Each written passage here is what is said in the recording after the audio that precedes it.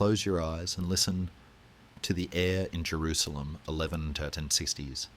The light here, even in the heart of the city, has a dusty, golden quality, filtered through the high, arched windows of the royal palace. Imagine the scent of frankincense and hot limestone mingling in the air. We are watching a young boy, perhaps 9 years old, with hair the colour of sun-bleached sand, moving through the courtyard. This is Baldwin, the future king, and he moves with a quiet grace that is almost too still for a child.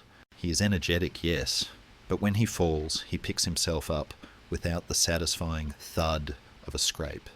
His playmates are typical young nobles, full of rough, unrefined energy, and they often engage in mock battles, harmless skirmishes that end in giggles or minor tears. Today, they are engaged in a game of knights using small wooden swords.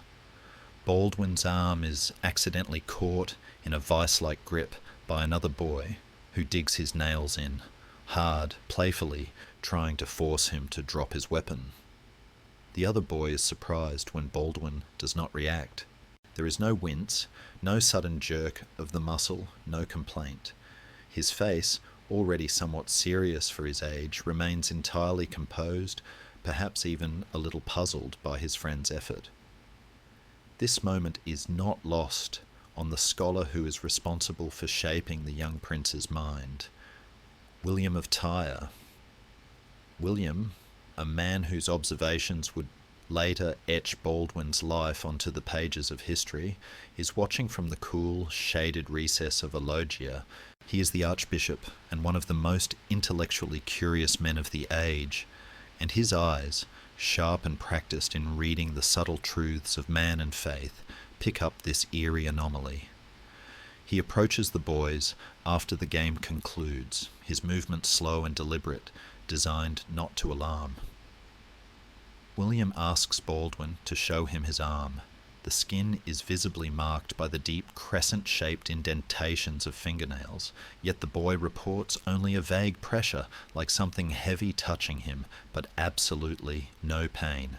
It is the absence of sensation that chills William of Tyre to the bone more than any fever or visible wound. A child who feels no pain is not blessed.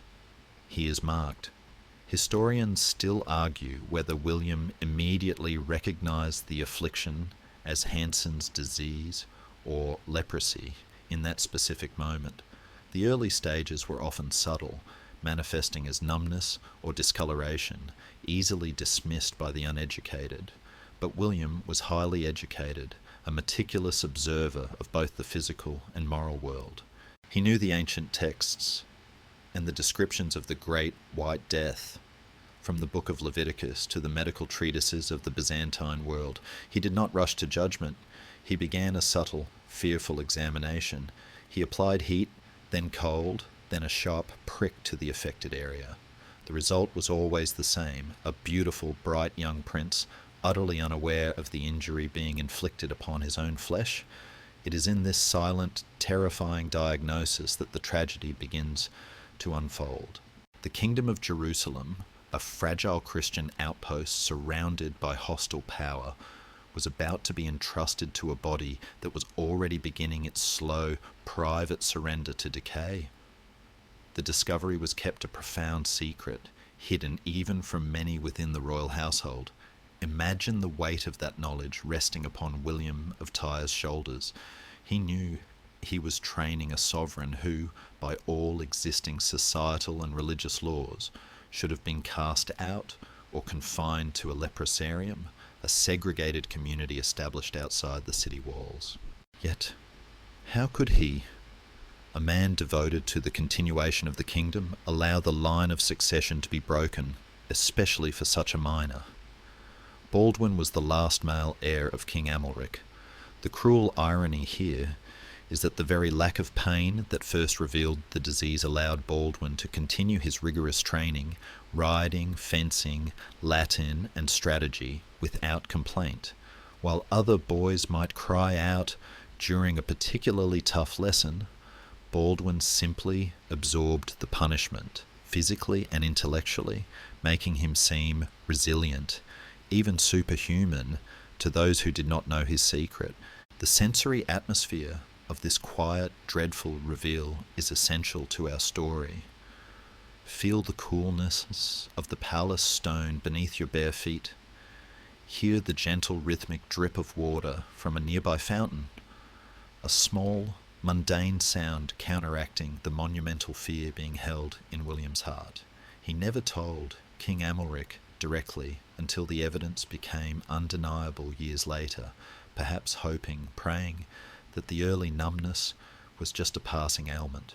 This act of quiet, protective deception saved the young prince's immediate future, but condemned the man to a life of silent internal conflict, a silent burden that would shape the history he was writing.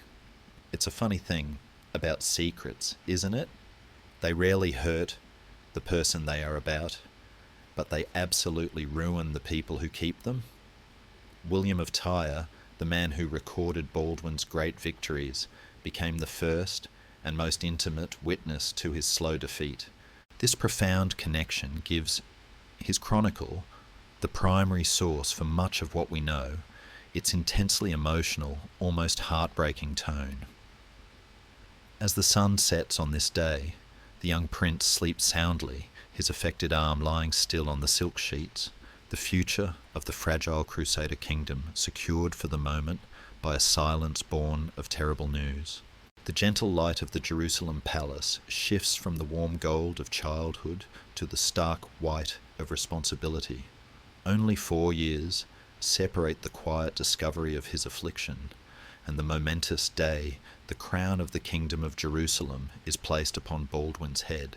His father, King Amalric I, a capable and often aggressive ruler, passed away in 1174, leaving a gaping void of experience.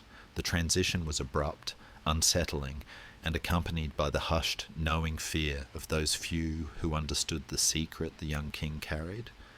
Imagine the atmosphere during the coronation ceremony. Feel the rough texture of the crimson velvet on the cushioned throne. Listen to the low, resonant chanting of the priests in the Church of the Holy Sepulchre. Baldwin, now 13, is dressed in the heavy, formal robes of kingship. The crown itself is enormous, likely too heavy for his slight frame, and its weight symbolizes the monumental task ahead. He is anointed with holy oil, and the chroniclers record his demeanour as unnervingly calm, almost detached. He moved through the rituals like an earnest, beautiful ghost, but surrounding him, the court is a symphony of conflicting emotions. Genuine grief for Amalric, ambitious excitement from the barons, and, in the back rows, the nervous, knowing glances of those who saw the tiny, faded patches on the boy's skin, the subtle thickening of the brow, the visible signs that the secret was becoming public knowledge. The medieval mind struggled intensely with disease, particularly leprosy. It was viewed not merely as a medical condition, but as divine punishment, a literal manifestation of sin. The thought of a leper king ruling over the holiest Christian city was, for many, an affront to God, an awful paradox. Yet Baldwin was the legitimate heir. The law was clear. To deny him the crown would have plunged the already unstable kingdom into civil war or invited foreign intervention. Thus, the nobility chose pragmatism over piety, crowning the boy, but immediately instituting a regency council to govern in his name until he reached maturity at 15. The initial regent was Miles of Plancy, a proud and unpopular man who quickly alienated the powerful barons. His tenure was short. However, he was assassinated later that same year. This swift removal paved the way for the man who would truly guide Baldwin's early reign and serve as his emotional mentor, Raymond III, Count of Tripoli. Raymond, a cousin to the young king, was an experienced, astute politician who understood the delicate balance of power in the Levant. He stepped into the role of regent, not just as a guardian, but as a strategic mind tasked with managing the delicate political environment and, more subtly, managing the public perception of the boy king's mysterious illness. This period of early regency is crucial because it's where Baldwin begins his political apprenticeship. He is not confined to the palace as an invalid. He is present at councils, listening intently to the debates between Raymond and the High Court. While his body was betraying him, his mind was sharpening. He devoured the teachings of William of Tyre, focusing on history, law, and most importantly, military strategy. He learned to rule with his intelligence and his charisma, since he could not rule with physical might. This vulnerability paradoxically became his strength. His frailty made him seem more noble, more pious, and, most importantly, less of a threat to the ambitious barons than a healthy, dominant adult king would have been. The greatest myth surrounding Baldwin is the extent of the immediate physical transformation.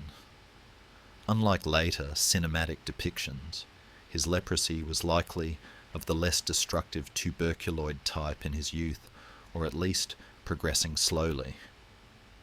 The horror was not in his appearance, but in the certainty of his decline.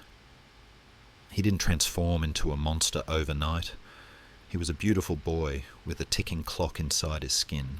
He was like a beautiful hourglass, where the sand was his own health, and everyone in the court could see it slowly draining away. His presence was a continuous, subtle drama. Historians still argue whether the decision to keep the severity of the disease hidden from the general populace was driven by genuine hope or purely political necessity. It was likely a blend of both. They couldn't afford panic, and they couldn't afford to have their king seen as ritually unclean. Raymond III, with his cool-headed approach, likely enforced a strategy of calculated ambiguity. Keep the king visible, keep him active, but manage the visual evidence. This management was the first subtle layer of the mask, not necessarily a silver plate, but the carefully constructed image of an active, divinely favoured monarch, whose physical trials were simply a test of faith. The contrast here is striking. On one hand, you have the grand, enduring majesty of the Crusader kingdom, carved out of hostile territory and steeped in religious fervour. On the other, you have a 13-year-old boy dealing with the daily reality of a body that cannot feel the very world he is trying to defend. His quiet acceptance of the crown, knowing the price his body would pay, is the first truly heroic act of his short, spectacular life. As the years pass and the young king moves beyond his 14th year, the need to manage his public image becomes paramount. This brings us to the most enduring, most cinematic, and perhaps most historically elusive element of his legend, the silver mask. Imagine the texture of the metal against the skin. It would have been cool, unyielding, and necessary. In the popular imagination, the mask is a constant, shimmering presence, a tragic symbol separating the king's spirit from his decaying flesh. It is this image, the frail masked youth leading the charge, that has captured centuries of storytellers. But let us pause in this quiet, reflective moment and weigh the myth against the reality. Did Baldwin IV wear a permanent, solid silver mask? It is highly unlikely. Contemporary historical records, even the detailed and emotional chronicle of William of Tyre, do not explicitly mention a permanent mask. Had such a visually striking, unique accessory been a part of the king's daily life, it would almost certainly have been recorded by multiple observers, both Christian and Muslim. The truth is often softer, more subtle, and perhaps more practical. As leprosy progressed, particularly the lepromatous type, which affects the face, it can cause severe disfigurement, including the collapse of the nose, the thickening of the skin into what was then called a leonine appearance, and eventually blindness. By the time Baldwin was in his late teens, his appearance was undoubtedly changing, likely becoming visibly distressing to those around him. The royal court, advised by the pragmatic Raymond of Tripoli, would have needed a strategy to maintain the king's dignity and authority. The mask was likely less a piece of ceremonial silver armour and more a series of veils, bandages, or simple cloth coverings. Think of a white linen wrap, draped and fastened discreetly around the lower half of his face, or perhaps a visor attached to his helmet in battle that was pulled down further than normal. This soft barrier served the same essential purpose as the legendary silver mask, to shield the viewer from the king's degradation and to shield the king from the viewer's pity or revulsion. The emotional weight of the image, the isolation, remains the same. The silver element may have been introduced in later legends, perhaps inspired by the silver nose pieces sometimes used in that era to cosmetically hide the effects of the disease, though even that is speculative. The mask is, above all, a powerful metaphor. This metaphor speaks volumes about the human vulnerability of the king. To wear a mask, even a cloth one, is to surrender a part of one's identity. The eyes become the only window into the soul, and Baldwin's eyes, even as his vision began to fail, must have been intensely expressive, holding the burden of his kingdom and his disease. Imagine the effort it must have taken for him to listen, to process, and to command through that physical filter. Every word he spoke would have been slightly muffled, perhaps requiring him to lean closer to his barons, a physical intimacy rendered terrifying by the disease. The legend of the Silver Mask also serves a profound political purpose. In an age of faith, it transforms the king from a sick man into a sacred martyr. The mask makes him an icon, a living symbol of Christian suffering for the holy city. He is sacrificing his own body for his people, enduring a fate worse than death itself, yet refusing to hide. This elevated his status among the fanatical knights, making him a figure of almost religious awe and ensuring their fierce loyalty, something no healthy average king could command. Historians still argue whether the silver mask motif gained popularity purely from Western Romanticism centuries later, or if it had some origin in the Crusader kingdom itself, perhaps derived from a single, highly stylized helmet visor. What we know is that by the 14th century, the image of the masked king was already solidifying into legend. In the quiet of the night, we can appreciate the myth without dismissing the man. The mask, whether woven of silver or simple linen, was the physical manifestation of his solitude. He was surrounded by advisors, courtiers, and family, yet utterly alone. He could never engage in the simple, comforting physical connection that bonds leaders to their men. The shared cup, the backslapping camaraderie, the loving embrace of a mother. Perhaps the quietest tragedy of the masked king is that he was a man who ruled by touch, but could never be touched. As the whispers about his condition intensified, the young king, now approaching the age of majority, found his stability rooted in the capable and contrasting figures who surrounded him. The period of regency, 1174-1176, was not a time of rest for Baldwin, but a demanding education in the brutal realities of Crusader politics. The core of his education came from Raymond III, Count of Tripoli, who took over the regency after the assassination of Miles of Plancy. Raymond was not only Baldwin's first cousin, but also a man of immense feudal power, controlling the northernmost county of Tripoli and the Principality of Galilee. He was everything Baldwin was not physically: robust, politically savvy, and immensely ambitious. Raymond's influence on the young king was profound. He taught Baldwin the necessity of diplomacy over brute force when facing the formidable and rising power of the Ayyubid Sultanate, led by Saladin. Raymond advocated for a policy of careful truces, leveraging internal divisions within the Muslim world, rather than perpetually courting open conflict. Imagine the king's court during these years. It is a place thick with tension, ambition, and the faint sweet smell of orange blossoms wafting in from the gardens, clashing sharply with the stale air of political manoeuvring.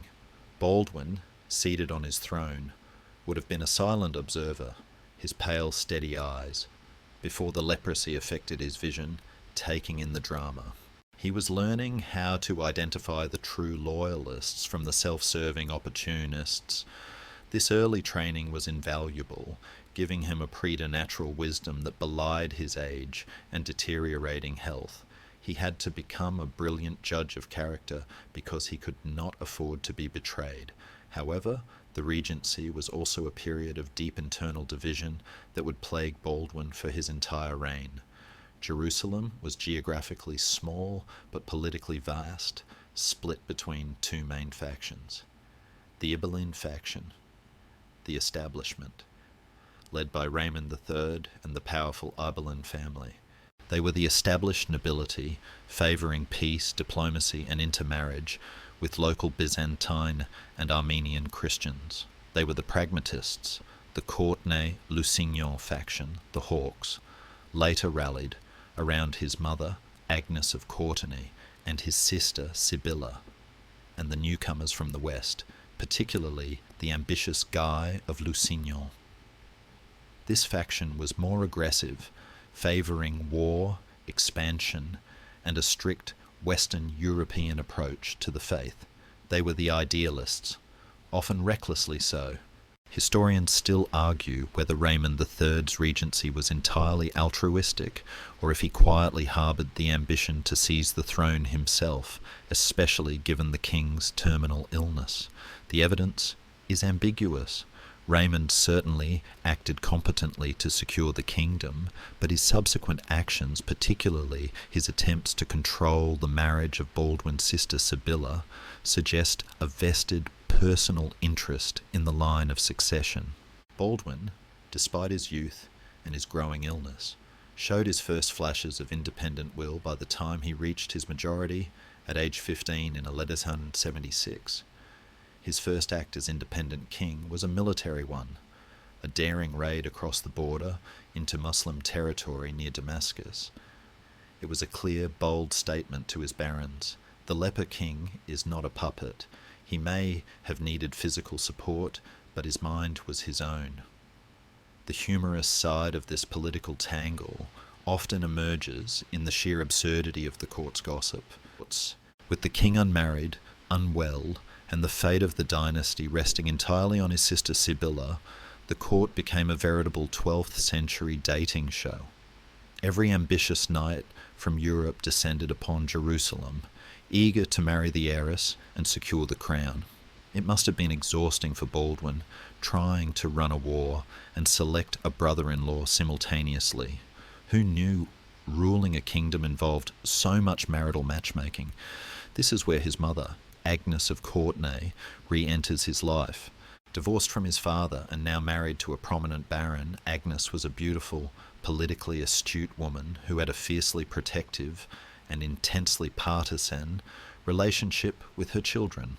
She recognized her son's intellectual strength and was keen to ensure that his advisors reflected her own political interests.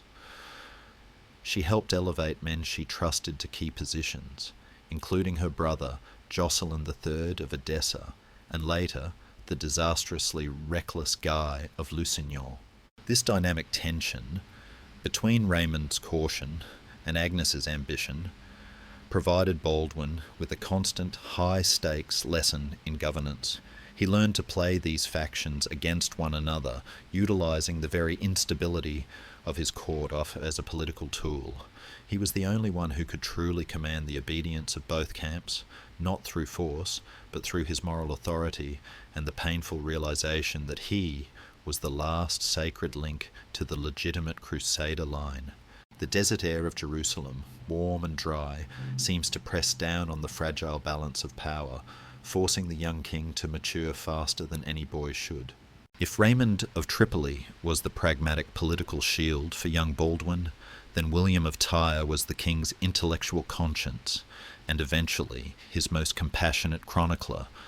Let us return to this remarkable man. For he is not merely a historian, He is a crucial emotional player in our unfolding tragedy. Imagine William's study in Jerusalem. It smells of dried parchment and lamp oil. He sits at a heavy wooden table, his quill scratching rhythmically across the vellum, recording the events of his time. He is tasked with writing the Historia Rerum in Partibus Transmarinus Gestarum, the history of deeds done beyond the sea, the single most important primary source for the Crusader kingdom. The profound personal connection he shared with his former pupil, the king, permeates every page, lending his work a rare blend of scholarly detail and heartbreaking intimacy. William's duty to Baldwin was multifaceted. First, as his tutor and mentor, he instilled in the young prince a deep love for literature, strategy, and law. Baldwin was described as highly intelligent, possessing a sharp memory and a keen understanding of military theory. This intellectual rigour, cultivated by William, became the king's ultimate weapon when his physical self failed him. He learned to defeat his enemies in the war room before ever meeting them on the battlefield. Second, William became the reluctant keeper of the king's most terrible secret.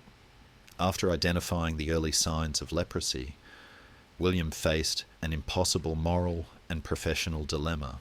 Should he, as a man of the church, advise the isolation of the boy, thereby condemning the kingdom to anarchy? Or should he, as a man dedicated to the regnum haera solimitanum, protect the heir and risk the divine displeasure associated with the leper ruling the holy city? He chose the latter, an agonizing decision that reflects his deep loyalty not just to the boy, but to the continuity of the state. This brings us to the concept of historical bias.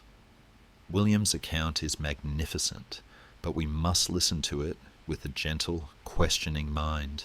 Because of his protective, almost fatherly relationship with Baldwin, William's chronicle tends to paint the young king in an overwhelmingly heroic and tragic light, perhaps downplaying his human frailties and any political missteps.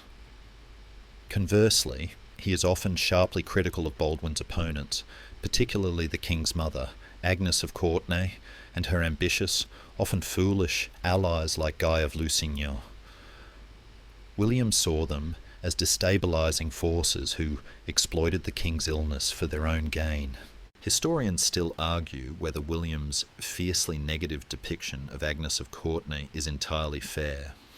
Agnes was certainly an ambitious political operator, but William's critique may stem less from her character flaws and more from his loyalty to Raymond of Tripoli, his political ally. Yet this emotional bias is what makes the chronicle such a vivid read. When William describes Baldwin's courage, his words carry the genuine sorrowful pride of a man who watched his promising student transform into a tragic hero. Imagine William sitting with the king in a quiet library long after the court has dispersed. Baldwin, perhaps 15 or 16, is already starting to experience the sensory changes of his disease. He might be leaning forward, listening intently, his face occasionally obscured by a shadow or a subtle veil. In those quiet moments, William wasn't just teaching history, he was reinforcing the moral scaffolding that would allow Baldwin to rule against all odds. He taught him that true kingship was about spiritual and intellectual integrity, not physical perfection. There's a moment of quiet, subtle humour in the relationship too. William was famously detailed and perhaps a bit verbose in his sermons and histories. Baldwin, for all his piety, was still a young man, saddled with immense responsibilities. One can imagine the weary, subtle sigh the king might suppress when William launched into yet another detailed recounting of Byzantine succession law, thinking, surely there's a shorter way to get to the part about defeating Saladin. But he listened, because he knew that in those words lay the power he needed to survive. William of Tyre's record stops abruptly in 1184, just before the final year of Baldwin's life. His fate after that date is uncertain, though he likely died shortly after. The tragedy for us, the listeners, is that the man who chronicled the tragedy of Baldwin did not live to see its inevitable conclusion. We lose his intimate, guiding voice right when the king needed it most, forcing us to rely on less personal, often more partisan accounts for the final, heartbreaking chapters. But his influence remains, a gentle echo of scholarly devotion in the halls of power, ensuring that the legacy of the Leper King was one of courage, not curse. The quiet period of regency and scholarly study was destined to shatter, replaced by the clang of steel and the roar of war. As Baldwin IV turned 16 and formally assumed the reins of government in 1176, the great military storm gathering on the eastern horizon could no longer be ignored. This was the year of his first truly independent command, the moment his courage would be tested not in a council chamber, but on the unforgiving sands of the desert. The threat was Salah ad-Din Yusuf ibn Ayyub, known to the West as Saladin. He was no mere bandit. He was a brilliant unifying force who had consolidated Egypt, controlled Syria, and was now poised to fulfill his lifelong ambition: the complete expulsion of the Crusaders from the Holy Land. Saladin's power was organized, relentless, and growing daily. His army, a vast professional force of Ayyubid soldiers, cavalry, and Kurdish veterans, dwarfed the meagre resources of the Kingdom of Jerusalem. The specific maneuver that set the stage for the dramatic confrontation of 1177 was a feigned attack. Saladin, after consolidating his power in Egypt, planned to strike at Ascalon, a crucial Crusader fortress on the Mediterranean coast, south of Jaffa. It was a well-known gateway. However, this was merely a distraction. Saladin's main force intended to bypass the main Crusader defences and sweep directly toward the ultimate prize, the virtually undefended city of Jerusalem. He believed the King of Jerusalem, a sickly youth of 16, would be too cautious or too physically incapable to react swiftly or intelligently. Baldwin IV, however, proved him catastrophically wrong. Despite the progression of his illness, which by now was certainly affecting his strength and possibly his right hand, Baldwin insisted on leading the army himself. His advisors, likely including Raymond of Tripoli, urged caution, suggesting he remain safe in Jerusalem and delegate command. But Baldwin understood the profound psychological impact of his presence. His authority was derived from divine right and moral sacrifice. To hide now would be to forfeit both. Imagine the king assembling his meagre forces.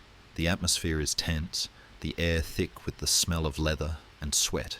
The available fighting men were frighteningly few. The army was a tiny composite of the city's garrison, a few hundred knights, and the militant monastic orders, the Knights Templar and the Knights Hospitaller, who were the fiercest and most disciplined fighters the Crusaders possessed. The total fighting strength was perhaps no more than 3,000 men, with fewer than 500 being heavily armoured knights. They were marching out to face a force estimated to be between 26,000 and 30,000. It was a suicide mission by any rational calculation. Baldwin, against all advice, marched rapidly south from Jerusalem, successfully evading the main Ayyubid scouting parties. He stationed his small force in the fortified city of Ascalon. Saladin, still believing the majority of the Crusader army was bottled up further north, led his massive army deep into the kingdom, looting and pillaging the countryside between Ascalon and Jerusalem. He was so confident in his lack of opposition that he allowed his forces to spread out, prioritizing plunder over military cohesion. This was the strategic mistake Baldwin was waiting for. He had recognized that the greatest army in the world, once dispersed, was vulnerable. He had taken his position at Ascalon and waited like a spider in the center of its web. Historians still argue whether this level of strategic patience and aggressive maneuver was entirely Baldwin's own genius or the careful coaching of an experienced regent like Raymond, but the ultimate decision to move, to risk everything, and to command in person belonged to the 16-year-old king. Regardless of who's provided the initial plan, the execution, the sheer will to press forward against such overwhelming odds, was uniquely Baldwin's. The chroniclers of the time focus on the terrifying scale of Saladin's invasion. The destruction was systematic. Villages burned, crops were destroyed, and the Christian populace fled in terror toward the coastal cities. Saladin's banners seemed to cover the entire horizon, but as the Sultan's army swept past Ascalon, confident the tiny Crusader force was trapped, they exposed their long, vulnerable marching column and their widely separated units. The stage was set. The young king, whose body was slowly failing, was about to teach the greatest sultan of the age a harsh, unforgettable lesson in audacity. The decisive moment was approaching, a confrontation that would not only define Baldwin's reputation, but would buy the fragile kingdom of Jerusalem nearly a decade of precarious survival. The atmosphere is quiet now, the calm before the storm. You can almost feel the desert heat pressing down, waiting for the cavalry charge that will change history. The tension that built in the previous section culminates now on the vast, open plain near the small village of Montgisard, southeast of Ramla. The year is late November 1177. The air is surprisingly cool after the brutal heat of the summer, carrying the sharp, metallic scent of imminent battle. Saladin's arrogance had led to a catastrophic overextension. His enormous army, strung out in a long line, was busy celebrating easy plunder, believing the heart of the Crusader kingdom was theirs for the taking. This moment of laxity was Baldwin's opportunity. The King of Jerusalem, having held his small force in Ascalon, now launched a desperate 90-mile forced march, catching the Sultan utterly by surprise. Imagine the scene at the hour of the attack. The late morning sun is blindingly bright, casting sharp shadows. The few hundred Christian knights, exhausted from their march, look out upon a sea of Ayyubid banners, a force easily 20 times their number. The odds are impossible, and the weariness of the small army is palpable. This is the moment of truth, the point where logic dictates surrender. But Baldwin IV, now 16, acts not as a military commander relying on statistics, but as a spiritual leader. He dismounts, and the effort alone must have been agonizing given the state of his feet and limbs. Propped up by his loyal men, his armour heavy and uncomfortable against his increasingly tender skin, he makes his way toward a relic carried with the army, a piece of the true cross, said to be the very timber upon which Christ was crucified. The moment is silent, immense. Baldwin, the boy king, whose body was rejecting the world, falls to his knees in the dust before his entire army. He lowers his head, praying not for victory, but for strength. He prays not for his own life, which he knows is forfeit anyway, but for the survival of the holy city and his people. The emotion of the scene is overwhelming. When he rises, he is supported by the Archbishop of Caesarea, who holds the relic high above the ranks, the image of the sick, kneeling king, praying for his nation's soul, transformed the fear of the knights into holy madness. They were no longer fighting for land. They were fighting alongside a living martyr. He mounts his horse again, likely with great difficulty and the help of his squires. With his right hand possibly numb or paralyzed from the leprosy, he steers the horse with his knees and reins held only in his left. He raises his free left hand high, pointing toward the vast, unsuspecting enemy. Then came the charge. It was not a calculated tactic. It was an act of existential desperation. The small, heavily armed wedge of Crusader knights, led by the most fragile man in the kingdom, smashed into the dispersed, unprepared centre of Saladin's army. The heavy European cavalry, moving downhill, hit the lighter Ayyubid formations like a hammer blow. The shock was immediate and devastating. Saladin's army was already disorganised, strung out, and laden with plunder. They were completely taken aback by the audacity and ferocity of the attack. The Ayyubid forces mistook the tiny vanguard for the entirety of the Crusader army, and the initial psychological impact was immense. The sight of the masked spectral king, the sacred relic gleaming above the charge, gave the Christian army a terrifying, almost supernatural morale. The battle turned into a bloodbath and a rout. The professional soldiers of Saladin, who were used to sophisticated manoeuvres, simply broke under the frenzied, close-quarters fighting. They fled in panic. Saladin himself was nearly captured. He escaped the field on a racing camel, leaving behind his entire baggage train, his personal guard, and a staggering number of casualties, estimated at around 15,000 men.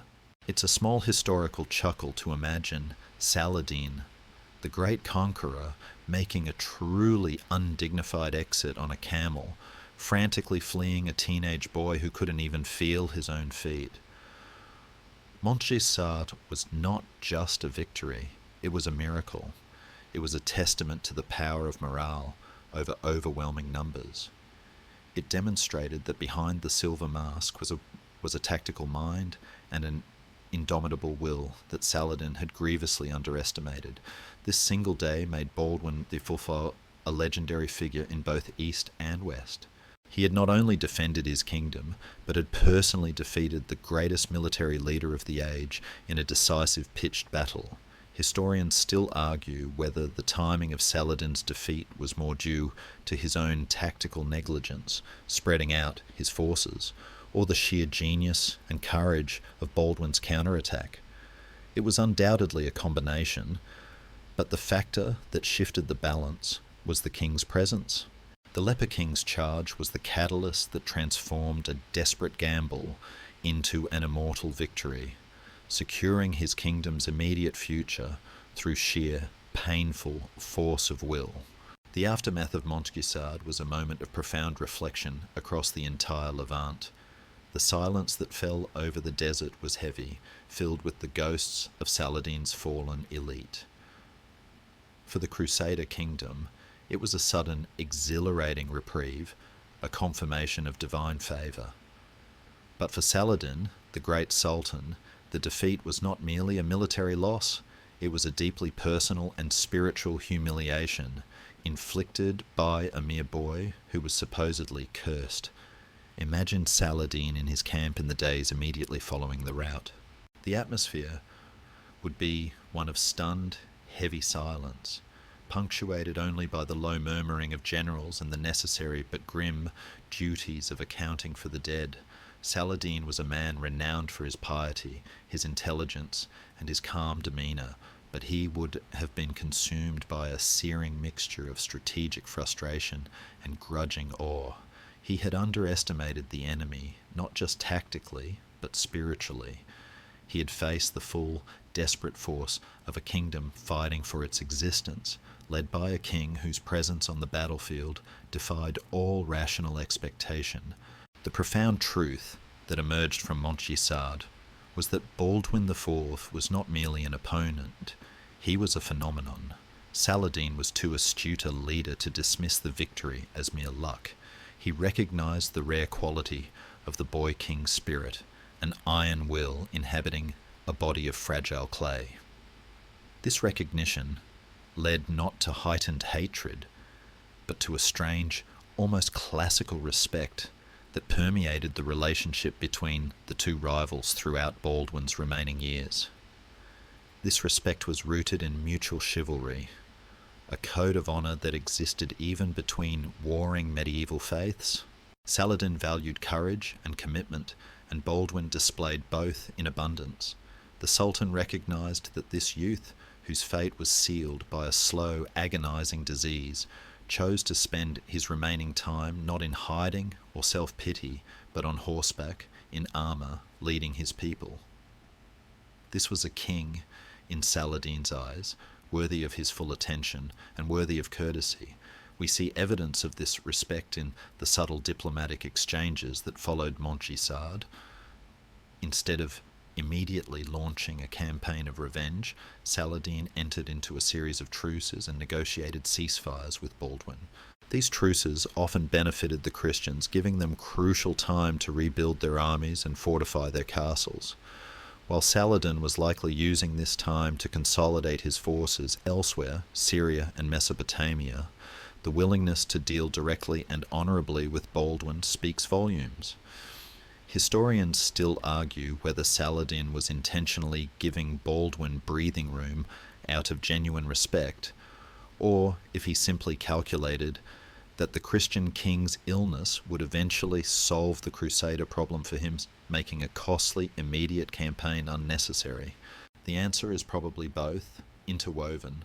There is a touching, albeit quiet, story of mutual admiration that emerged during a later confrontation.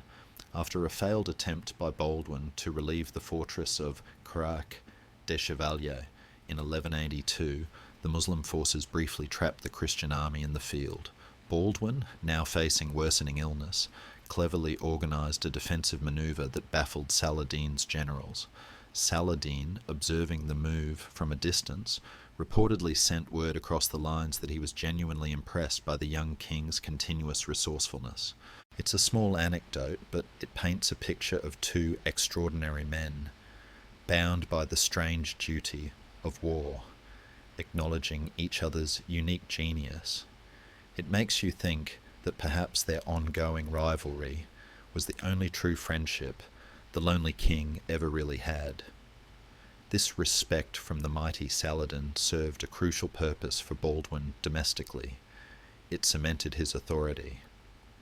When the great enemy of Christianity treated the King of Jerusalem with reverence, it became very difficult for his own ambitious barons, like Guy of Lusignan, to treat him as merely a sick boy or a figurehead. Saladin's acknowledgement was Baldwin's ultimate endorsement. The memory of Montgisard hung over every subsequent engagement. Saladin would never again allow his forces to be scattered when facing Baldwin. He learned that the frail, masked young man was the true iron core of the Crusader resistance. The very fact that Saladin only achieved his ultimate victory, the conquest of Jerusalem, after Baldwin IV was dead, speaks to the immense personal shield the Leper King provided to his fragile kingdom. He was a barrier of sheer, unyielding will, one that even the great Sultan could not break, only wait out. As the desert wind shifts, we hear Saladin's generals cautioning him years later, "Be wary, Sultan. The masked king still lives." With the victory at Montgisard firmly established, Baldwin IV returned to Jerusalem not just as a king, but as a living legend. Yet the fame and the glory of battle did little to alleviate the deep, creeping reality of his disease. This section takes us from the exhilarating clamour of war into the cold, profound silence of his isolation. Imagine the transition back to the palace. The celebration is raucous, the halls filled with feasting, the clanging of tankards, and the loud, relieved laughter of the victorious barons. But the king, the centre of this triumph, cannot fully participate. His victory has not healed him. It has merely delayed the inevitable. The disease, which had been subtle in his youth, now begins its relentless acceleration, fueled perhaps by the sheer physical exertion and stress of the campaign. The greatest barrier erected around Baldwin was not the walls of Jerusalem, but the invisible wall of contagion fear. In the 12th century, medical knowledge of leprosy was rudimentary, often mixing theological judgment with practical observation. While some individuals recognized its slower, non-lethal nature, the prevailing cultural and religious belief held it to be highly contagious and ritually unclean. The book of Leviticus decreed lepers must dwell apart. This belief system created a terrifying reality for the young king. He was the most powerful man in the city, yet he could not be touched. Feel the atmosphere of a royal banquet, the heavy scents of roasted meat, spiced wine, and the polished metal of the silverware. Baldwin sits at the head of the table, his features potentially already beginning to thicken or become obscured by a subtle veil or bandage. Courtiers approach him with profound deference, but they are careful to maintain an unnatural distance. The physical intimacy that defines personal relationships and cements political alliances, the handshake, the whispered consultation, the shared cup, was denied to him. Historians still argue whether the fear was primarily physical, contamination, or spiritual, uncleanliness, but for Baldwin, the effect was the same: profound solitude. His only permitted physical contacts would have been with a very small, select group, perhaps his mother, Agnes, who was notoriously fearless and fiercely protective, his closest squires who helped him don his armour, and most certainly the Knights of St. Lazarus. This ancient religious and military order was dedicated to caring for those afflicted with leprosy. They understood the disease, lived with it, and provided medical and personal assistance to Baldwin, including dressing his wounds or assisting him in managing the growing paralysis. They became his closest, most necessary attendants, and their presence was a constant, humbling reminder of his condition. This isolation forced Baldwin's development as a leader, since he couldn't rely on the physical presence or brute force that often defined medieval kingship. He had to perfect the art of ruling through intellect and moral authority. He learned to read people's intentions through their tone of voice, their eyes, and their smallest gestures. He became acutely aware of the political currents swirling around him, the whispered conspiracies, and the ambitious glares of those waiting for him to fail or die. The cruel paradox of his life is encapsulated here. He was the unifying symbol of the kingdom, yet he was physically segregated from the very people he defended. The victory at Montgisard bought the kingdom time, but it did not slow the clock ticking on his own body. Every successful diplomatic maneuver, every successful military plan was achieved against the backdrop of his own silent, agonizing decline. Imagine the simple, quiet moments in his private chambers. The sun setting outside, painting the Jerusalem stone in deep violet and gold. He sits alone, the noise of the court long gone, perhaps trying to dictate a letter or read a scroll, his fingers gradually losing their dexterity, his eyes beginning to blur.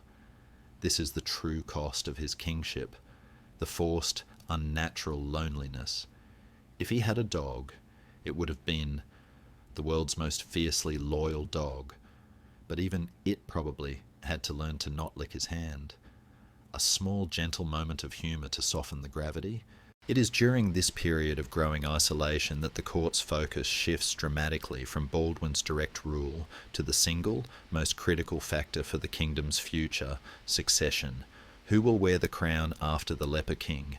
This question naturally centres upon the only person who can secure the lineage, his beautiful, highly sought-after sister, Sibylla.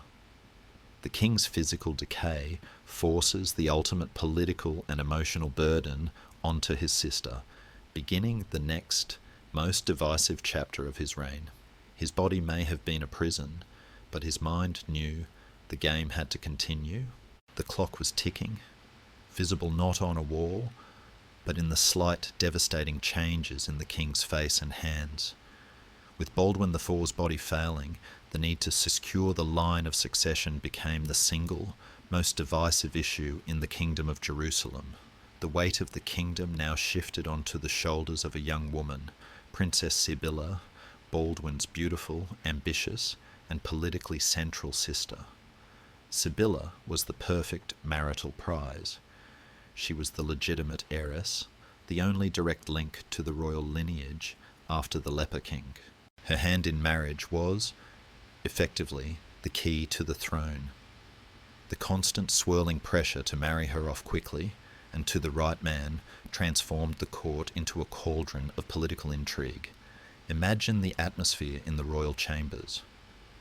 It is not romantic, it is strictly transactional. Knights and nobles from the Crusader States and Europe arrive daily, each hoping to present himself as the most viable candidate for the crown by marriage. Baldwin, now in his late teens, was thrust into the role of matchmaker, a painful duty for a man who could never personally secure his own line. The first major candidate to secure Sibylla's hand was William of Montgisard, known as William Longsword. He was a man of high European lineage, a cousin to the kings of France and Germany, and considered a brilliant political catch. The marriage was celebrated in 1176, bringing tremendous prestige to the kingdom. For a brief shining moment, the future looked secure. Sibylla quickly became pregnant. If she bore a healthy male heir, the kingdom would be safe, regardless of Baldwin's condition. The happiness, however, was tragically short-lived. William Longsword fell ill and died suddenly in 1177, leaving Sibylla a pregnant widow. The heir, Baldwin IV, was born a few months later, providing a crucial but very young male successor. The problem, however, remained: who would guide the kingdom now, and who would be Sibylla's next husband? The need for an active adult protector was immediate, given the looming threat of Saladin. This set the stage for the renewed rivalry between the court's two main factions. The Ibelin faction, led by Raymond of Tripoli, and the influential Baldwin of Ibelin, wanted Sibylla to marry a local, seasoned noble who understood the delicate politics of the Levant. They proposed Baldwin of Ibelin's brother, Baldwin of Ibelin. This was a strategic choice, a powerful local family known for its pragmatic diplomacy and military strength. The Courtenay faction, led by Queen, Mother Agnes and others who mistrusted the established local nobles, favoured a newcomer, someone who owed his entire loyalty to them. 2. This led to the arrival of the man who would ultimately shatter the kingdom's fragile unity, Guy of Lusignan.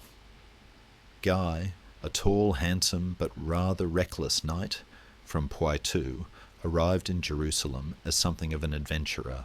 He quickly won the favour of Agnes and, critically, the heart of Sibylla. Their attraction was immediate and intense, and Sibylla, perhaps weary of being a political chess piece, took matters into her own hands. In 1180, in a move that blindsided Raymond of Tripoli and the High Court, Sibylla married Guy of Lusignan without consulting her brother, the king. Historians still argue whether King Baldwin IV was truly unaware of the marriage until it was a fait accompli, or if he secretly sanctioned it to spite Raymond of Tripoli, whom he had begun to distrust. Baldwin was only 19, and still highly influenced by his strong-willed mother Agnes, who adored Guy. The official line was that the king allowed the marriage to proceed quickly to prevent Raymond from seizing Sibylla and forcing her to marry his candidate. The marriage of Sibylla and Guy was an emotional victory for the princess, but a strategic disaster for the kingdom. Guy of Lusignan was militarily inexperienced, politically naive, and, crucially, arrogant. He represented the aggressive, warmongering faction that Baldwin, who had learned the hard lessons of diplomacy, knew the kingdom could ill afford. Baldwin IV, though he loved his sister, recognized the danger immediately. He had secured the crown through his own suffering and intellect. Sibylla had risked it on a whim of the heart. The consequences of this choice would haunt the remaining years of the Leper King's life.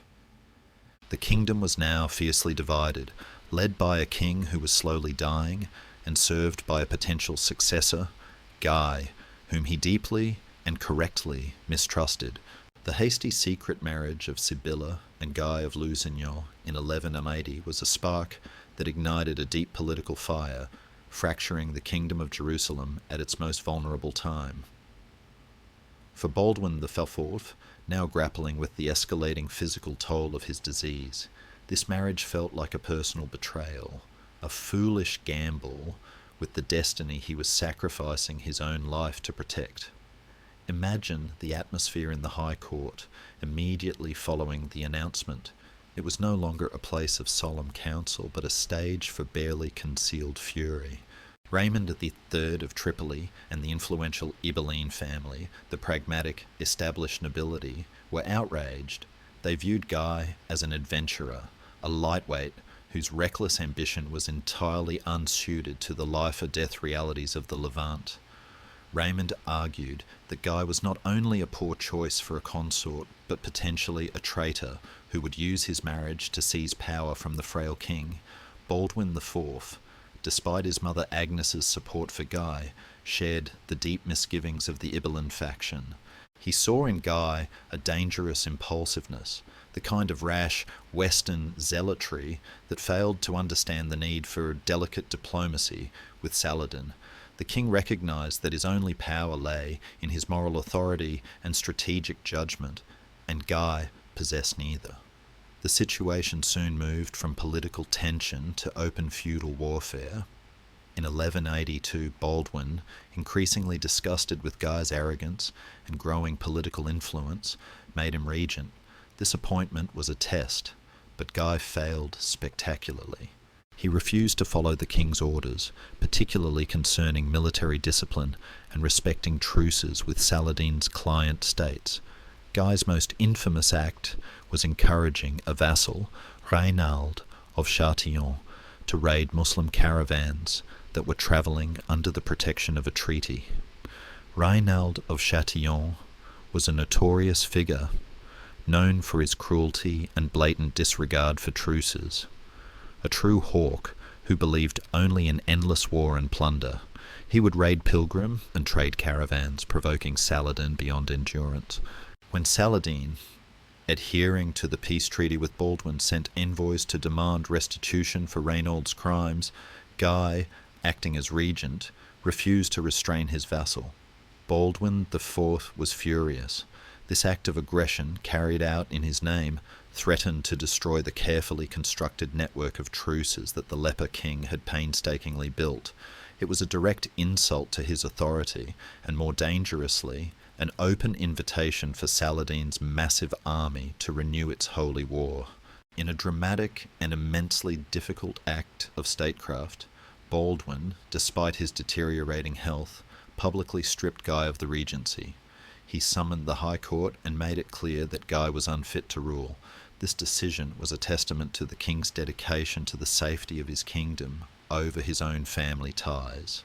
He was willing to disinherit his brother-in-law, a decision that essentially disowned his beloved sister, Sibylla's husband, to ensure stability. Imagine the scene. The young, increasingly masked king, his voice perhaps weak but amplified by the sheer force of his conviction, standing against his powerful mother and sister to denounce his own brother-in-law. It was a moment of incredible personal sacrifice. Guy of Lusignan and Raynald of Châtillon, deeply humiliated, then retreated to their strongholds, refusing to acknowledge the king's authority. This act of defiance solidified their position as internal traitors in the eyes of the Ibelin faction. Baldwin IV, who had spent his life battling external foes, now had to contend with the cancer of civil disobedience growing within his own borders. Historians still argue whether Baldwin's ultimate failure to definitively dispose of Guy by imprisonment or exile was due to his own deteriorating physical state, or the constant political pressure exerted by his mother, Agnes. Either way, Guy's continued presence remained a dangerous shadow, waiting for the king's final breath. Baldwin IV's genius lay in his ability to use his very weakness as a source of strength. By publicly humiliating Guy, he rallied the loyal, pragmatic barons to his side, ensuring that even as his body failed, the central administration remained committed to diplomacy and defense. The only way to save the kingdom from the reckless ambition of his own kin was to remain king. even if that meant ruling from a litter, refusing to die until he had exhausted every avenue of succession. The internal betrayal by Guy of Lusignan intensified Baldwin IV's understanding that his kingdom needed not just truces, but impregnable physical defences if it was to survive his inevitable passing.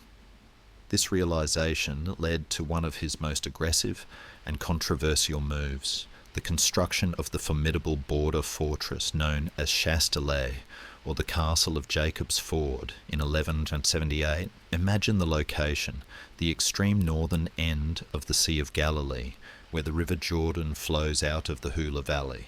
This narrow crossing point, Jacob's Ford, was a crucial ancient passage. It was the easiest place to cross the Jordan north of the Sea of Galilee, lying directly on the main military and trade road connecting the major Ayyubid cities of Damascus and Acre, controlled by the Crusaders. For decades, a tacit, uneasy agreement had left this sensitive spot undefended, as both sides understood that fortifying it would be a direct provocation. Baldwin IV, only 17 and still recovering from the Montgisard campaign, was driven by a desperate terminal logic. He knew his diplomatic treaties with Saladin would expire, and when they did, the Sultan's first target would be the unprotected, soft underbelly of the kingdom. The construction of Chastelet, a massive strategic castle, was intended to be a dagger driven into the heart of Saladin's communication lines, crippling his ability to move forces quickly between his Syrian and Egyptian domains. The work was carried out at a furious, almost obsessive pace. Baldwin poured a tremendous amount of the kingdom's financial and labour resources into the project. The Crusaders worked day and night, hauling massive blocks of local basalt rock, aiming to complete the castle's inner defences before Saladin could react. The air would have been thick with the dust of the construction, the incessant clang of hammers, and the low, urgent shouts of foremen, all racing against the ticking clock of the king's life and the Sultan's patience. Saladin reacted precisely as Baldwin had intended, with alarm and strategic fury. He immediately recognised the existential threat posed by a strong Crusader fortress at Jacob's Ford. Not only would it interrupt his trade and military movements, but it would provide the Christians with an ideal staging ground for future attacks on Damascus. He sent a formal, stern message to Baldwin, offering a significant bribe, 60,000 gold pieces, for the immediate cessation of the work. Baldwin IV's response was a defining moment of his kingship. He refused.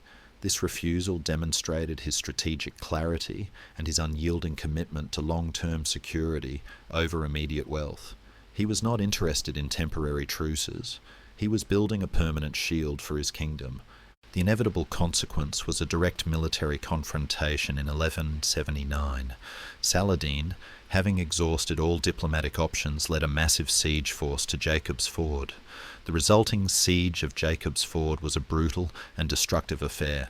The Crusaders were still heavily engaged in construction, having completed only the outer walls and a massive inner tower.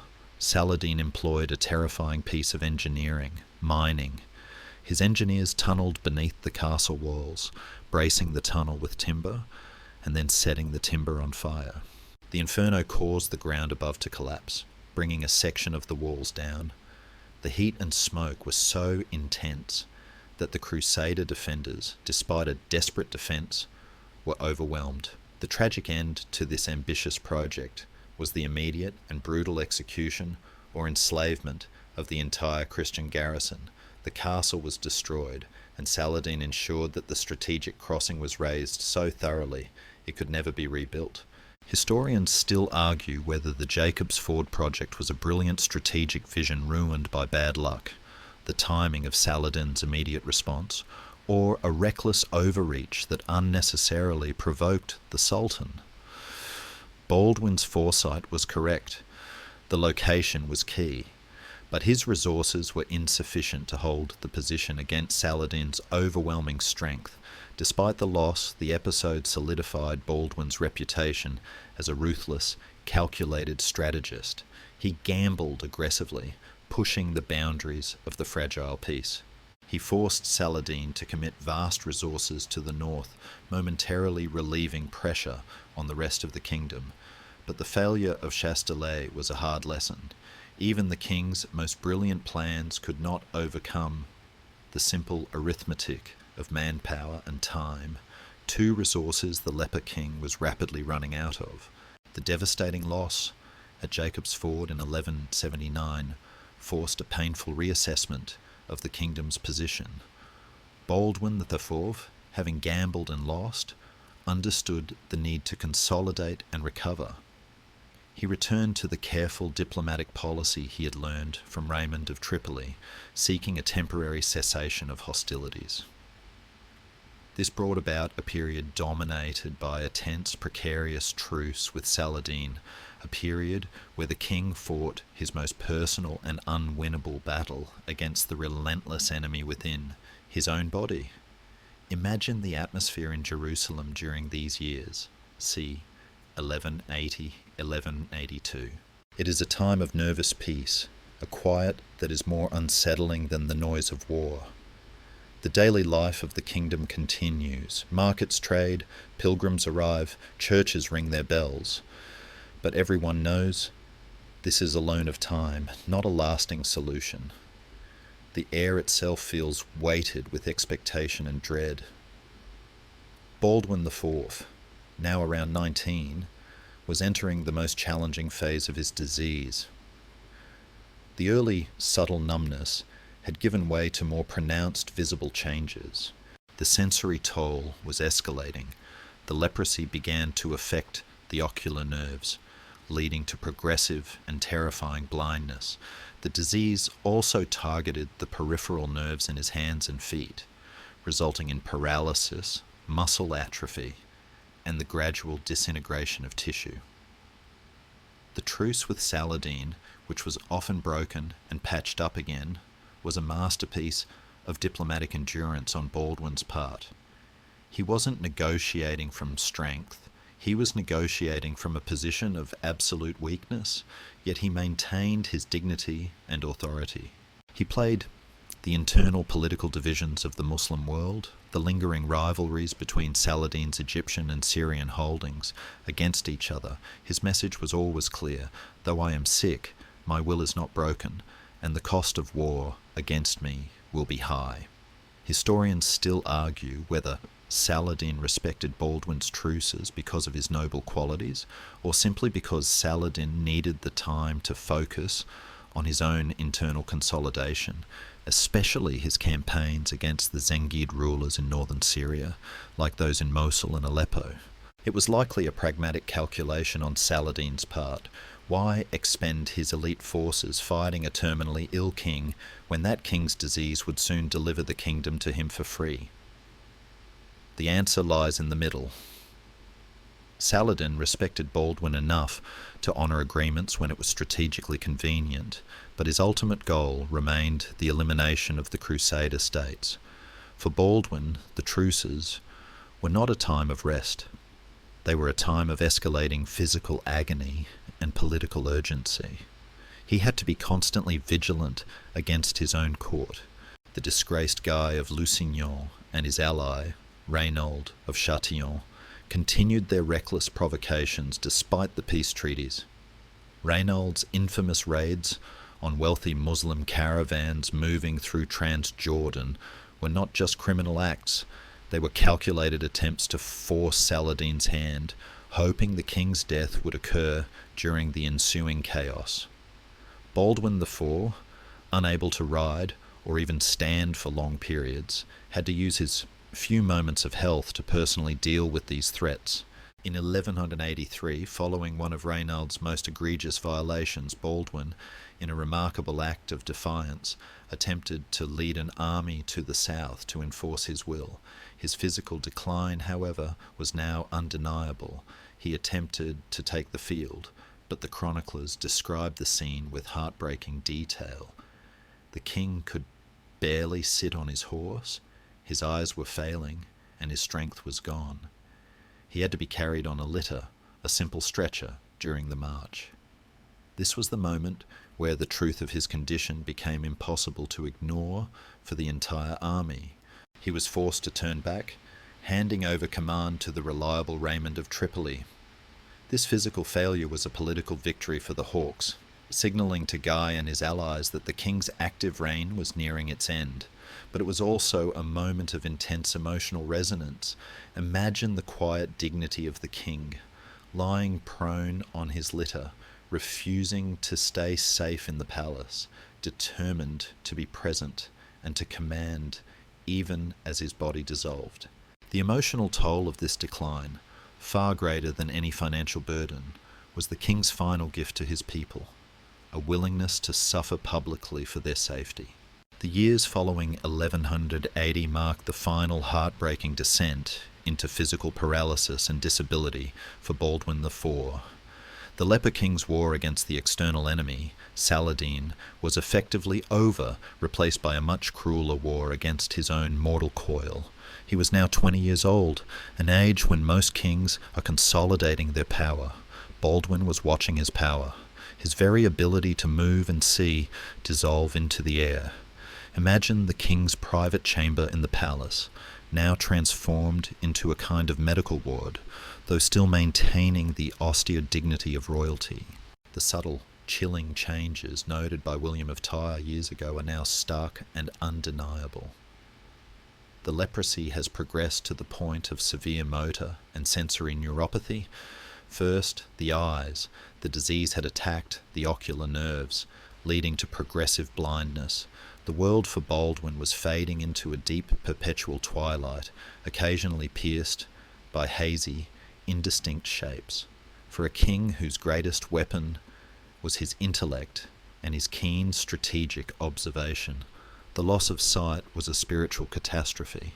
He had to rely completely on the voices of his counsellors, on their honest or dishonest interpretations of maps, documents, and the expressions on the faces of visitors. This physical darkness amplified the already dangerous political darkness of his court. Next, the hands and feet. The numbness that had been his first symptom had become a devastating lack of function. The muscles in his extremities were wasted, the tissues thinning and prone to infection. He could no longer grasp a sword or even hold a quill to sign a document with ease. Simple tasks, eating, dressing, walking, required the constant gentle assistance of his attendants, the Knights of St. Lazarus. The irony is excruciating. The man who led the thunderous charge at Montgisard was now virtually immobile, a prisoner of his own throne. The use of the silver mask, or the heavy veil, during this period becomes more understandable and necessary. The disease likely caused significant damage to the cartilage in his nose and throat, potentially affecting his breathing and voice, and certainly causing disfigurement that would have been shocking to the general populace. The mask was no longer just a symbol of tragedy. It was a practical necessity for maintaining the regal image and preventing the citizens of Jerusalem from seeing the gruesome reality of their protector.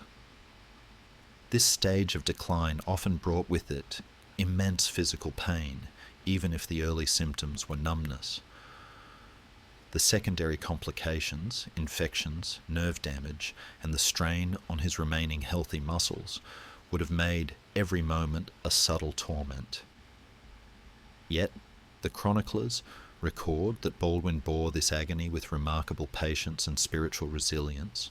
He saw his suffering as a personal penance for the sins of his kingdom, a profound religious conviction that further elevated his status among the pious. Historians still argue whether the physical paralysis was total or partial, but the political impact was the same. He could no longer actively campaign or lead. This shift forced him to rely even more heavily on trusted military commanders, primarily Raymond III of Tripoli, whom he re-established as the chief military authority, a clear repudiation of Guy of Lusignan. The constant low-level pain and the knowledge of his imminent death did not, however, lead to withdrawal. Quite the opposite. Baldwin became fiercely focused on the succession question. He understood that the kingdom needed a vigorous, healthy hand on the tiller. His own body was a tragic object lesson in the need for a stable transfer of power.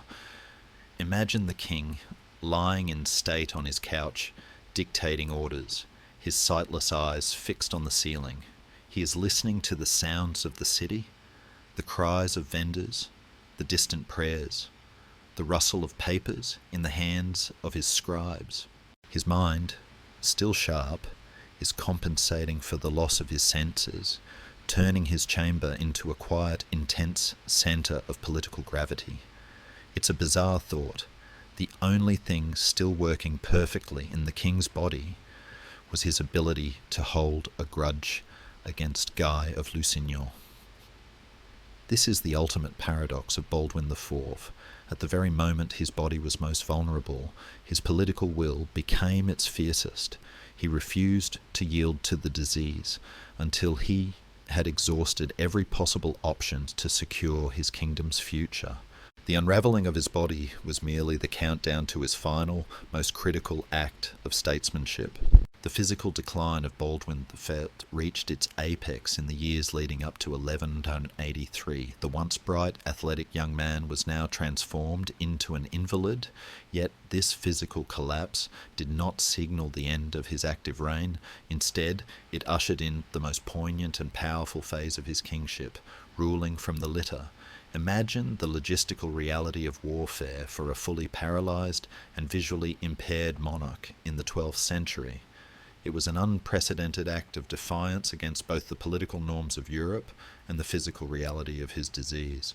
When Saladin made yet another aggressive move toward the Crusader lands in 1183, Baldwin, who could barely stand, refused to remain behind the safe walls of Jerusalem. His determination stemmed from a clear, practical understanding. His presence was the only thing that held the kingdom together. If he delegated command entirely, the feuding barons, particularly the ambitious and incompetent Guy of Lusignan, would descend into internal fighting and chaos, making the kingdom ripe for Saladin's harvest. Baldwin's frail body became a vessel for a unique form of authority, the will made manifest. The scene of the king on a litter is one of history's most compelling visual metaphors. A litter was essentially a stretcher, often cushioned and covered by a rich canopy, carried between two horses or mules. It was a means of transporting the sick or the honoured, and Baldwin transformed it into a mobile throne. When the army marched, he was carried jolting and uncomfortable through the dusty, hot terrain.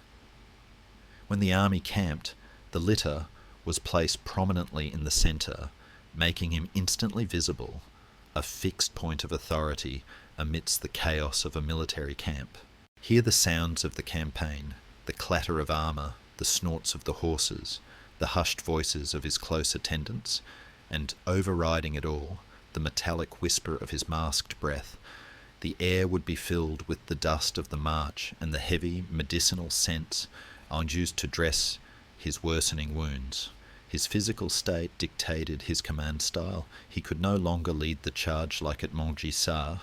Instead, he commanded through voice, memory, and intellect, surrounded by a small, trusted circle of advisers, including the loyal Baldwin of Ibelin and the ever-present Knights of St. Lazarus.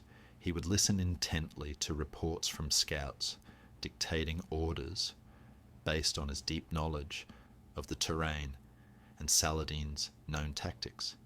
His blindness forced his memory and strategic imagination to become even sharper. During the Battle of Al-Foul, or La Fève, in 1183, Baldwin's presence on the litter played a critical role. Saladin's army, vast and overwhelming, was successfully manoeuvring to draw the Crusaders into an unfavourable engagement. Baldwin, carried to the front lines, directed a strategy of defensive posturing, refusing to be drawn out. For days the two colossal armies faced each other, Saladin's forces attempting to bait the Crusaders into a decisive battle, and Baldwin's forces refusing to budge from their strong defensive position. Saladin, recognizing the iron grip of the king's command, eventually withdrew without a major engagement. This was a victory of strategic patience, a testament to Baldwin's intellectual maturity. It may not have been as glamorous as the charge at Montgisard, but it was just as effective, saving the Crusader army from annihilation. It was history's quietest, most dignified form of a standoff. The political impact of the litter was also profound. It was a constant visual reminder to the barons that the king was suffering, sacrificing his last moments of life for their safety. It shamed the ambitious, forced the reckless to be cautious, and inspired an almost religious devotion in the loyal. Even Raymond of Tripoli, though politically ambitious, respected the profound moral authority of the king on the litter. However, the strain of this commitment was simply too much for his failing body. Following the Al-Fuel campaign, the reality of his imminent death became undeniable. The king, recognizing that he had secured a temporary peace, but could no longer physically enforce his rule, was forced to confront the single remaining critical question: who comes next?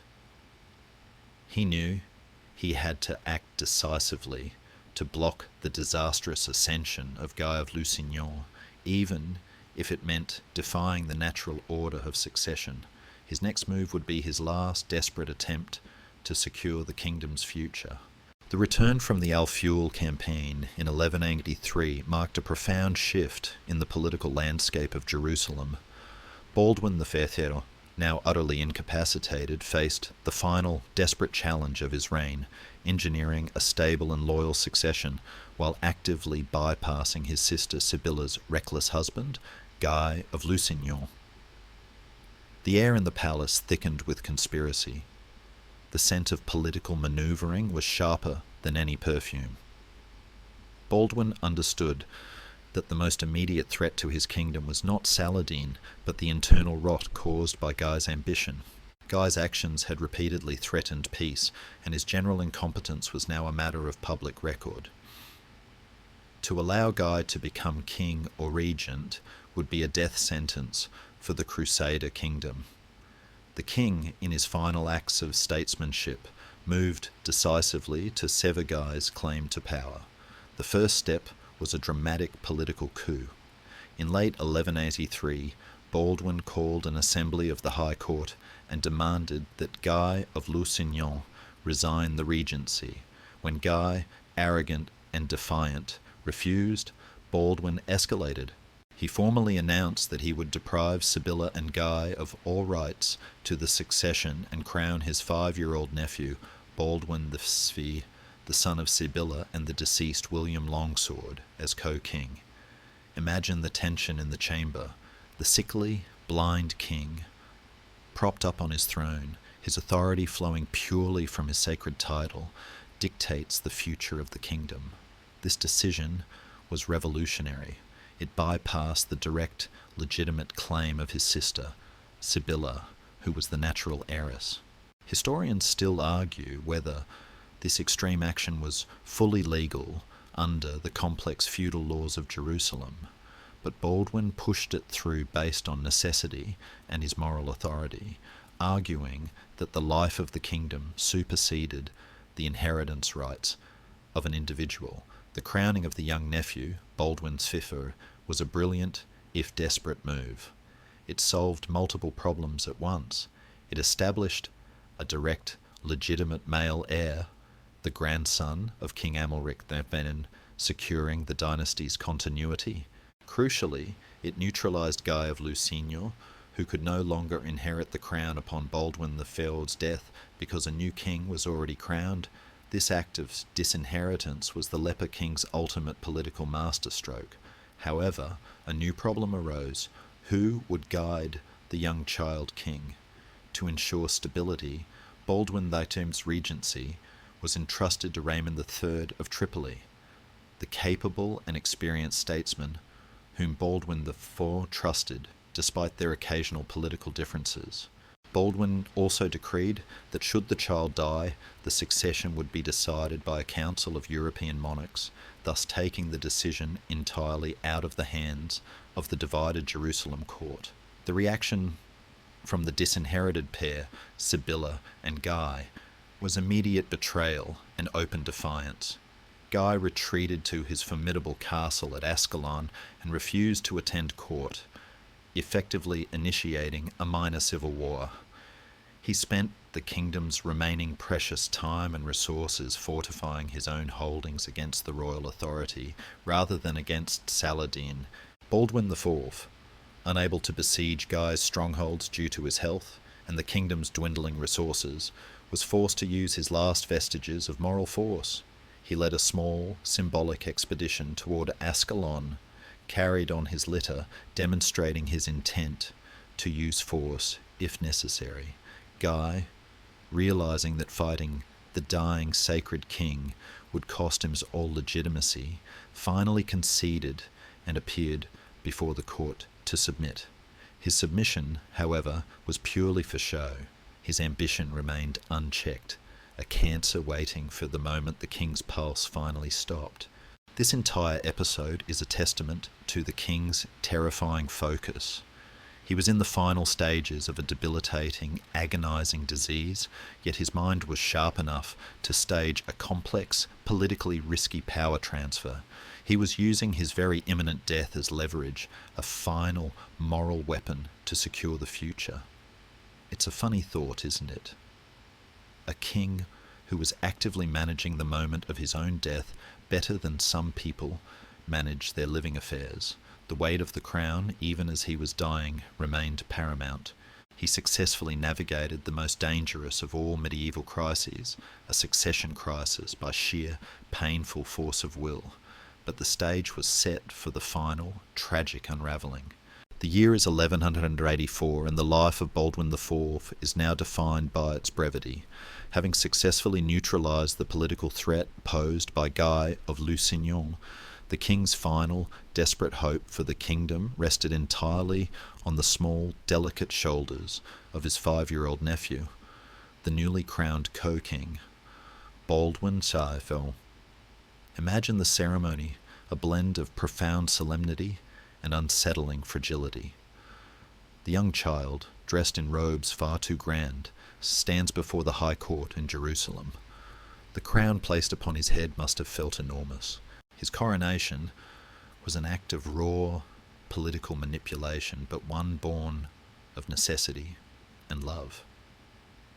It was the last will and testament of the dying Leper King, desperately attempting to ensure the stability he knew he could no longer guarantee. To emphasize the seriousness of the transition and the child's legitimacy, the actual ceremony was performed with an astonishing level of political choreography.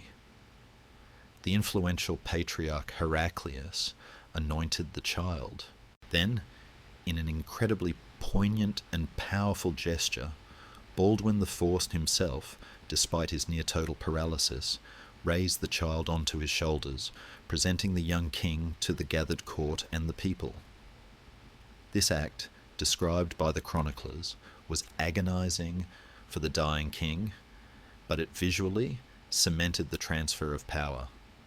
It was the last moment of true physical exertion by Baldwin IV, a father figure physically uplifting his chosen successor, a final, public declaration that his will was binding. The immediate challenges, however, were manifold. The most critical was the boy's regency.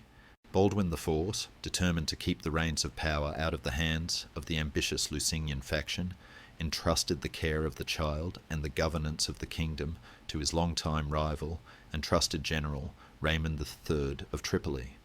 Raymond was named Bailly, regent, and given comprehensive authority.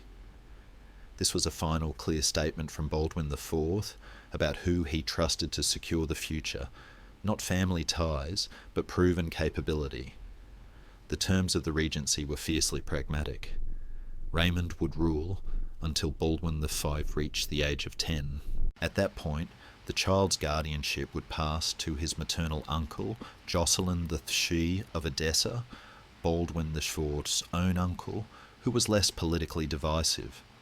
Most importantly, the final decision on the perpetual succession should the child die young was explicitly delegated to the Pope, the Holy Roman Emperor, and the kings of France and England, effectively taking the decision completely out of the hands of the local squabbling barons.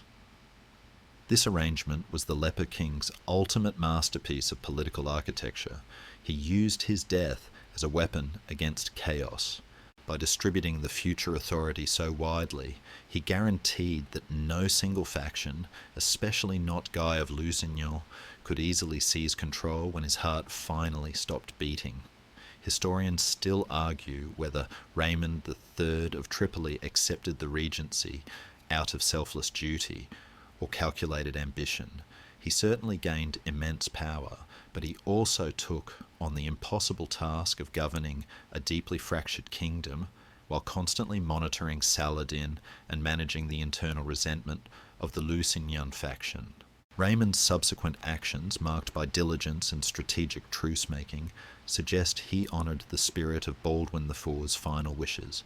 Meanwhile, Baldwin IV himself, having fulfilled his duty, retreated from active public life. He moved from the bustling capital of Jerusalem to the relative peace of Acre, a coastal city known for its slightly cooler, perhaps less dusty air. His transfer to Acre was likely a necessary medical decision. The final stages of the disease, with open wounds and infections, may have required a change of environment. Imagine him now in a quiet seaside chamber in Acre. The constant soft sound of the Mediterranean surf is the backdrop to his last days. His body is a ruin, his sight is gone, but the immense spiritual relief of having secured the succession must have provided a profound inner peace. He had outmaneuvered his enemies, thwarted the betrayal of his family, and ensured that the kingdom's destiny rested in capable, if temporary, hands. His life was fading, but his mission was complete. Having secured the succession with the coronation of Baldwin XV and the regency of Raymond of Tripoli, Baldwin IV, now in his 23rd year, could finally concentrate on the singular task remaining, managing his own decline with dignity and ensuring his final acts reinforce the fragile peace. Imagine the atmosphere in Acre, 1185. The seaside air is damp and cool, offering a small measure of physical comfort, but also hastening the king's final respiratory struggles. He is confined entirely to his chamber, his life a steady diminuendo of sensation and movement. Yet even in this state of near-total immobility, his political authority remained absolute. The king's last will and testament was not merely a document detailing bequests, it was a final, critical act of statecraft, a solemn warning to the factions that he had just barely held in check. He was dictating not just his funeral arrangements, but the blueprint for the kingdom's immediate future. His primary concern, even in these agonizing final months, was the protection of the royal authority from Guy of Lusignan. Despite Guy's outward submission, he remained a powerful, destabilizing force, supported by his wife Sibylla and the Queen, Mother Agnes. Baldwin used his final declarations to cement Raymond's regency, emphasizing the need for unity and obedience to the High Court's decisions. He knew that the moment he died, the ambitious would challenge the fragile status quo. One of his final moving acts was a desperate attempt to resolve the issue of Reynald of Chatillon. Reynald, the rogue lord who continued to raid Muslim caravans under truce, was the single greatest threat to the peace with Saladin. Baldwin, unable to physically punish Reynald, used his ultimate moral leverage, his own impending death. He likely sent direct, final messages to Reynald, using the full weight of his kingly and spiritual authority to demand that the provocative raids cease. Historians still argue whether Baldwin IV also attempted, in his final days, to repair his relationship with his sister Sibylla. Despite disinheriting her, he undoubtedly loved her. The rift was political, not personal. We can imagine a quiet, poignant meeting, perhaps her visiting his deathbed in Acre, where the king explained that his painful decision was made for the survival of the kingdom, not out of malice toward her. Such a reconciliation, if it happened, would have been a final human attempt to heal the family wounds caused by the crown.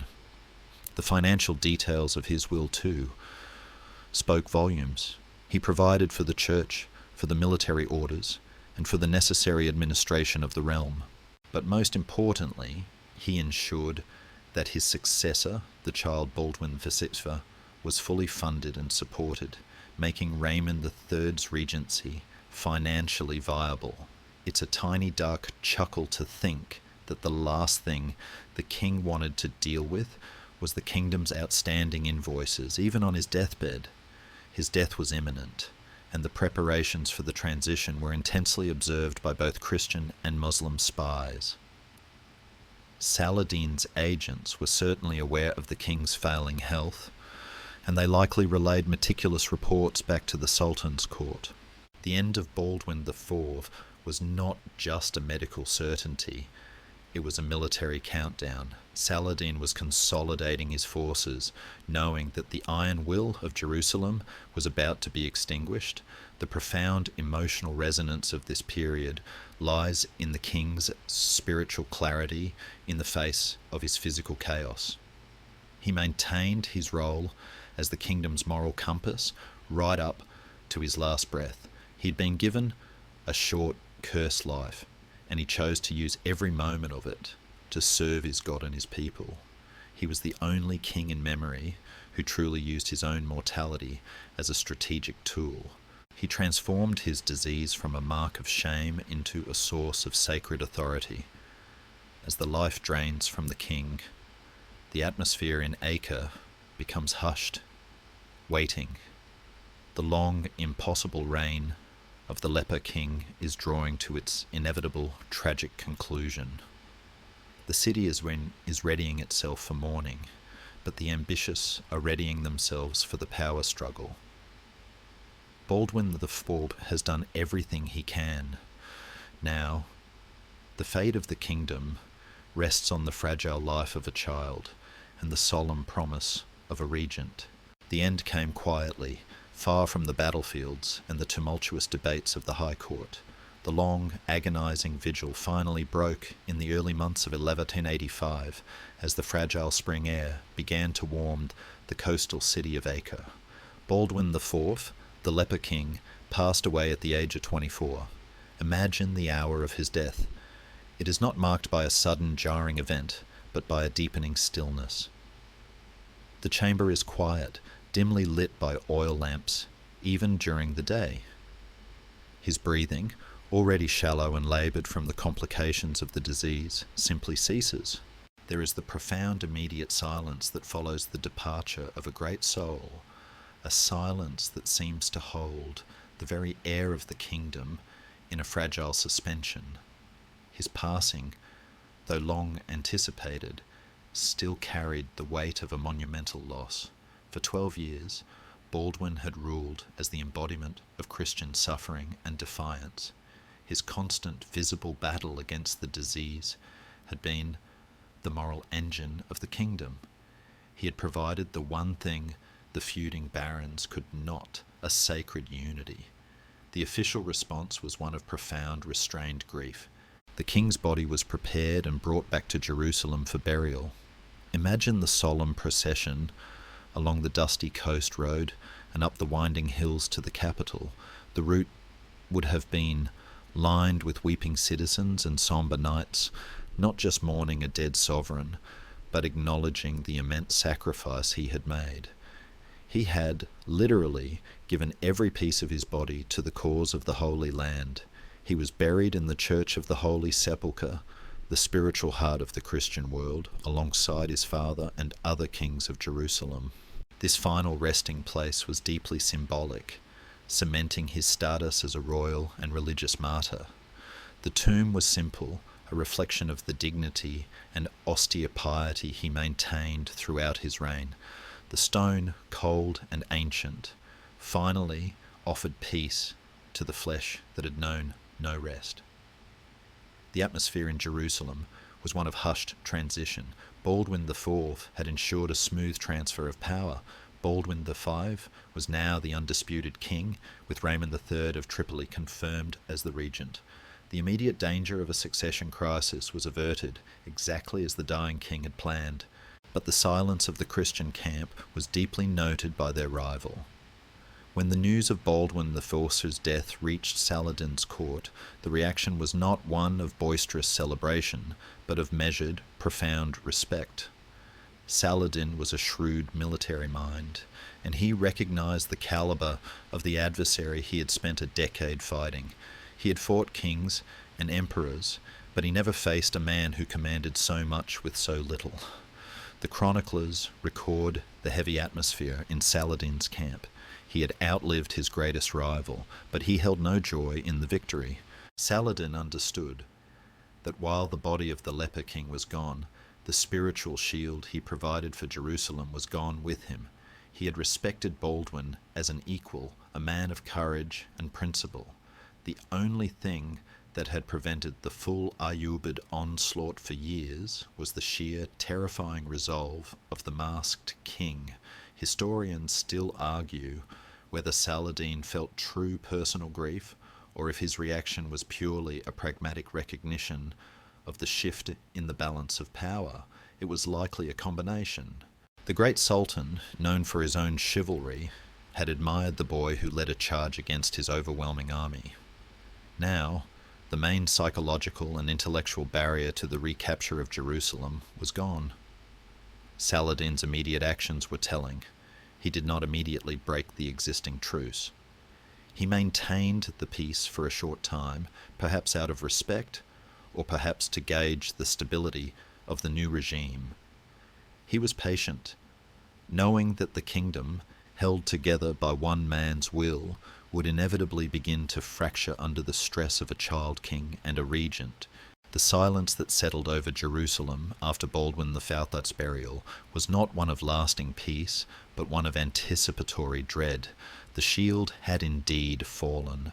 The quiet in the city was a vacuum, waiting to be filled by the renewed ambition of the internal factions and the inevitable military action of the formidable Sultan, waiting patiently just beyond the border. The era of the tragic hero was over. The era of final reckoning was about to begin. The silence of 1185 was short-lived. With Baldwin IV gone, the internal factions of the Kingdom of Jerusalem, held in check only by the late king's formidable will and moral authority, immediately began to stir. The quiet morning quickly transitioned into a vicious, subterranean power struggle, a shadow cast over the legacy of the masked king. The transition to Baldwin IV was, at first, smooth, thanks to the meticulous planning of his uncle.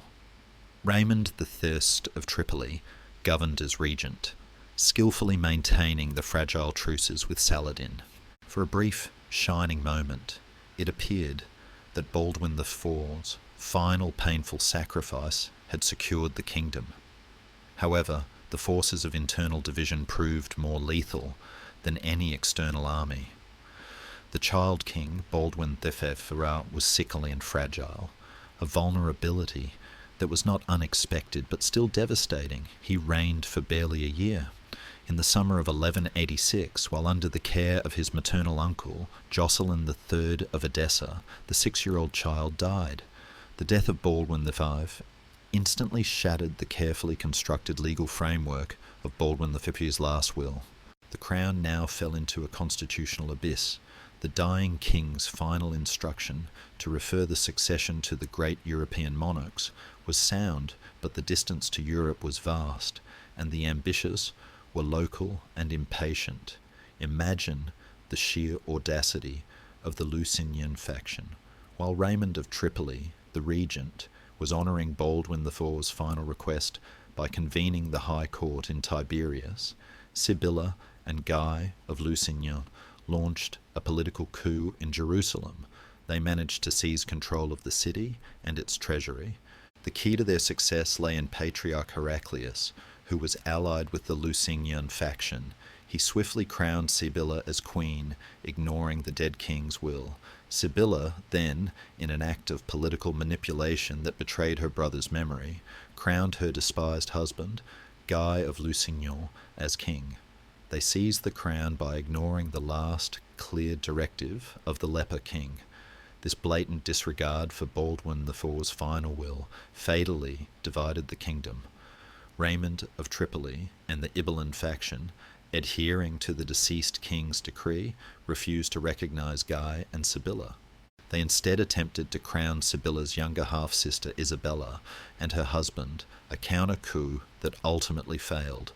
The result was a kingdom split into two hostile camps, with Guy of Lusignan, the reckless, incompetent man Baldwin V had sacrificed his remaining health to sideline, now holding the legitimate title.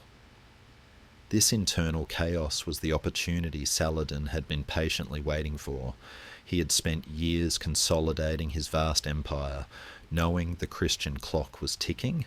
Now, with the iron will gone and the kingdom self-destructing under the control of the reckless Guy, Saladin needed only a spark. That spark was provided once again by the incorrigible Reynald of Chatillon, who brazenly raided another caravan. Guy of Lusignan, now king, refused to restrain Reynald, demonstrating the very weakness Baldwin IV had feared. This final provocation was all Saladin needed. He declared a holy war and mobilized his armies. The end was swift and devastating. In July 1187, less than 2 years after the death of Baldwin IV, King Guy of Lusignan led the entire consolidated army of Jerusalem into a disastrous confrontation with Saladin at the Horns of Hattin. Guy, demonstrating complete tactical ineptitude, led the army away from water sources and into a dry, dusty trap. The Crusader army was annihilated. Guy and Reynald were captured. The consequences were immediate. Saladin swept through the now defenceless kingdom, capturing city after city. In October 1187, Jerusalem itself fell to Saladin. The kingdom of Jerusalem, the life's work of the Crusades, fell just 2 years after the death of the man who had held it together against all odds. The shadow of Baldwin IV's legacy is defined by this ultimate tragic irony. He won the war for 12 years, not with his body, but with his mind. Yet his final desperate political maneuver failed because his family prioritized ambition over his final wishes. His reign was a testament to courage. His death was the prelude to catastrophe. The legend, however, remains untouched by the defeat. The Leper King secured his place in history not by his conquests, but by his endurance. He proved that even a dying man, suffering in silent isolation, could be the most formidable king of his age. His spirit was the shield of Jerusalem. When that spirit finally rested, the shield was lifted and the city fell. His story is a powerful, whispering reminder that the greatest battles are often fought and sometimes won within the confines of the body. The story of Baldwin IV now settles into the realm of memory, a quiet truth carried on the desert air. Listen to the soft rhythmic sound of your own breath, a steady comfort in the dark. The noise of the battles, the thunder of Montgisard, the frantic clamour of the court, the anguish of the dying king, all fades away now. They are merely echoes in the vast canyon of history. Imagine that you are standing in the quiet chamber in Acre, and the sea breeze is cool on your skin. The king's chair is empty. The heavy silver mask, whether real or symbolic, is laid to rest. What remains is not the image of suffering, but the purity of his resolve. He showed us that courage is not the absence of fear or pain, but the relentless pursuit of duty, even when the body is breaking. You are safe now, far from the intrigues of the 12th century and the heat of the Levant. The king's shield is gone, but the lesson endures. Your spirit is always stronger than your circumstance. Let the courage of the masked king be the quiet guard at the door of your mind tonight. Let the ancient, soothing stones of Jerusalem cradle your dreams. There is nothing left to fear, only the gentle darkness waiting for you. Sleep now, rest. The Leper King has fought his final battle, and the world is quiet again. Sweet dreams.